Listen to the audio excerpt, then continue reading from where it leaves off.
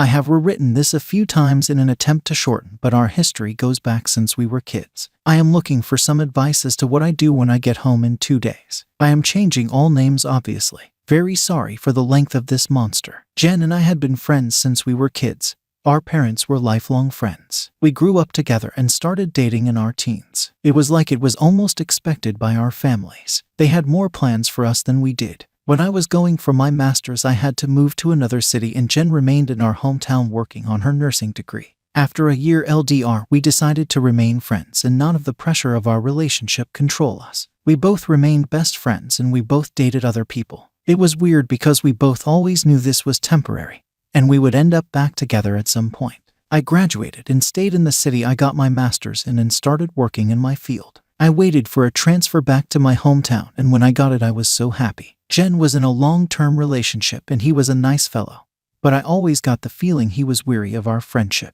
I understood the vibe and stepped back out of respect, although she and I would talk several times a year. My boss and mentor, I will call Paul 44M, was a great guy and we became good friends. He taught me the ropes and one day came down from the ivory tower and wanted to talk. He explained there was an open position in a foreign city for 2 years and it would be advertised shortly. He explained the position and even though the money wasn't huge, all expenses such as rent, hotel and expenses related to travel were covered. Basically, I would be based in Tokyo and have to travel once in a while to other Asian cities for a few days here and there. I thought about it, talked to my friends and parents. Paul said it was a bitch position, but would be a great opportunity to prove myself and climb the ladder. I thought, why not? I could save most of my salary and gain valuable experience. Paul said he would speak to the old man and if I wanted it he would recommend me. He explained he himself did something similar years ago, and it helped his career. So off I went. The first year was horrible,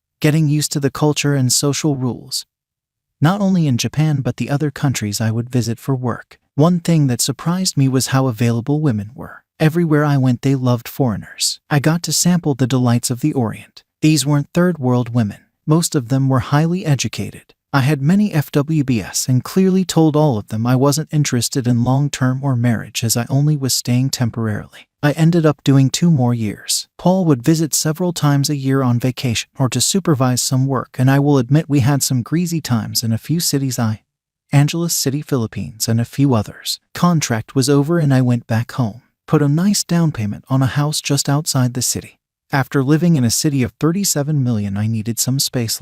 I was home for a month, and while visiting my parents, Jen was there. She and the other guy had broken up a year ago, and we started talking more seriously even though we always had contact over the years. We started dating again. I held off having sex as much as I wanted because I was afraid really of what would happen.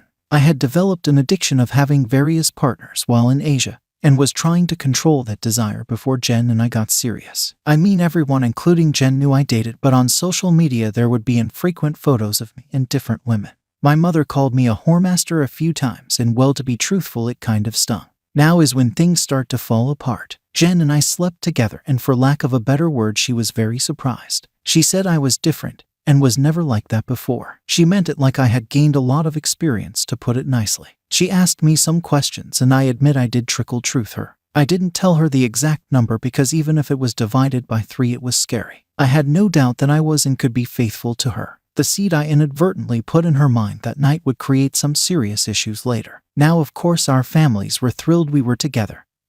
It was always supposed to be this way. We were doing great, and after speaking to her parents I proposed. She moved in and everything was great. There were some what I thought were some red flags, like asking if I was happy with her. Fast forward to 2019. Wedding was planned June 2020. We all know how 2020 went, don't we? Christmas was great, and close to New Year's we would have the first D-Day. I was sitting down doing some work on the PC, and Jen and her cousin Tama 32F were looking through some wedding stuff. I have also known Tammy since we were kids and we were cool. Jen asks if we can talk and Tammy walks into the living room and sits on the sofa. I went to sit at the table to talk to Jen. She starts by saying for me to not interrupt or freak out. She wants to talk about something. She then explains our difference in the bedroom and says she believes I wouldn't be satisfied with her, and eventually I would cheat on her, and she didn't want our future children and relationship to be ruined if I stray. So here I was thinking, great, I am about to get dumped. Just as I am thinking things can't get worse, I hear the infomercial guy in my head, but wait, there's more. Jen asks me if I was willing to open the relationship so she could gain more experience and it would help her feel less insecure. She states I should not be worried as I am the only man she ever loved, and that's why none of her relationships had ever led to marriage. I did agree with her on that point as I felt the same. Now of course I think this is a joke and she is not serious at all. This really can't be happening, right? Since this was 1.5 years ago, I will try my best to recall the main points. She says she will only be with random people and never with someone we know or work with. It won't happen with the same person twice and no emotional connection. I was like, WTF. When I realized she wasn't joking, I lost my breath. I didn't think it was possible for a heart to skip a beat and jump to the center of my throat. I am not an angry or violent person, but now I am yelling. I am starting to understand why Tammy stuck around close by. I yelled, Tammy, did you put her up to this? Tammy says she is just there to support Jen. Wow, thanks so much. So then Jen says I am free to do as I wish under the same rules, and I said no. I am so pissed at this point, and even writing this now I am raging. I then said I don't want one-night stands. I just want one person. She says who? I looked at Tammy and not in the eyes and said, I wanna FCK Tammy. Now I get a rise out of Jen, and Tammy wasn't expecting that, and she is a bit red in the face and now uncomfortable. Jen says no. She is family and someone we both know, and it is gross for me to even suggest it. I am now totally in bizarro world. Where the hell did this come from? We argued back and forth for a bit, and I told her if she does this, the relationship is over. I am totally against this and I love her, and we can work through everything together. But not this. I stormed off, grabbed my pillow and went to the guest room. I could hear them downstairs for a bit but couldn't hear what they were saying. It would have been a hilarious joke if it didn't last for an hour of conversation. I didn't sleep all night and was a bag of SHT at work the next day. Jen started 2 weeks of night shift that day, so at least we wouldn't be home together for that time and we could both cool down and revisit this later. Dinner would be in the fridge for me every day with an I love you note. She would text frequently, but I kept my answers short. Thursday night of the next week of her night shift, I go to the PC to work over some files and I notice an email notification on her account, and it's a hotel reservation for a good hotel that's close to my office. I know it well as I go often with co-workers. I am thinking she is supposed to be working, but maybe she wants to apologize and take me for a night out. The next morning I am waiting for her text or call to invite, but only asking me how my day was. Then she says she's so happy she only has to work one more night of the night shift. How does she have one more night in a hotel reservation? I was sick, stressing in my office. Started looking through some dating sites, especially profiles with no pics. I can't find anything. Paul pops in and asks me if I want to go for lunch and sees I am a mess. He asks what's up and I tell him. Paul is hard mojito but has always supported my relationship with Jen. He suggests we go get lunch at hotel restaurant, and I scream no, not that place. He didn't know that part. We actually go for lunch and I am sick to my stomach. Can't eat. Don't even want to drink. He says I can't work like this and I can take as much leave as I can, paid and unpaid if needed. I told him I can't be there at my house anymore. I can't see her, and a part of me wants to believe it isn't true. I rush home and put as much of my SHT in my car as I can and go back to the office. Paul says let's go stake out the hotel and wait for her to check in. I mean, I am no pie or detective. I am more like Inspector Clouseau. I was really resisting this, but I really had to know. So we go set up in the lounge bar and I start pounding them back and waiting, still hoping this wasn't real. Around 6:30 Paul taps me on the shoulder and there she is at the front desk and not in uniform. I want to strangle her, scream, spit, cry. I don't know. We wait for 10 minutes after she gets in the elevator, and Paul and I walk to the front desk. I ask the reception to put me through to Jen blank blank room and it rings. As soon as she answered I just started yelling into the receiver and she sounded confused. Jen, I told you if you did this that we would be over. I am done. Wedding off. Relationship over.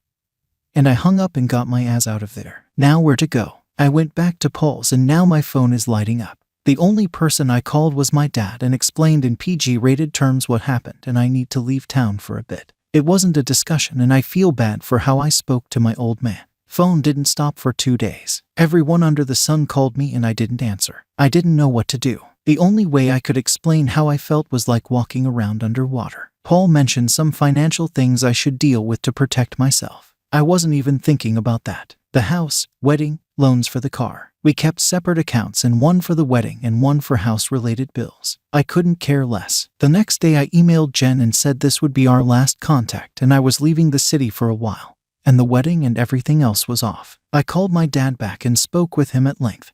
And while he was crushed, he understood I needed time and space. He said he still hopes we could work it out. 10 days later, I boarded a plane and traveled to Bali. I never answered any of her or anyone's messages or emails. I don't know if she left the hotel that night or stayed. I didn't care. I eventually landed in Bali and climbed into a bottle for the next month and went offline with the exception of my dad and work. Didn't even care if I got fired. I wish I could say I enjoyed myself, but was mostly just drunk. I felt a lot of rage and shame and hate about how things went down. I kept in touch with Paul about my leave, and after 3 weeks he asked if I could run back to Tokyo to look after some things. We talked about the new global virus, and I mentioned coming back to Canada to settle things there as I was hearing rumors of potential lockdowns. I got to Tokyo on March 1st, and it felt good to get back to work even if it was just a little. After hearing lockdowns were coming, Paul mentioned me getting back to Canada, but I said meh. It's only going to be 30 or 60 days. I need some time to plan my next move. 30 to 60 days. FCK me. I was still in Japan for another year before I got vaccinated. But by this time I didn't really want to go home.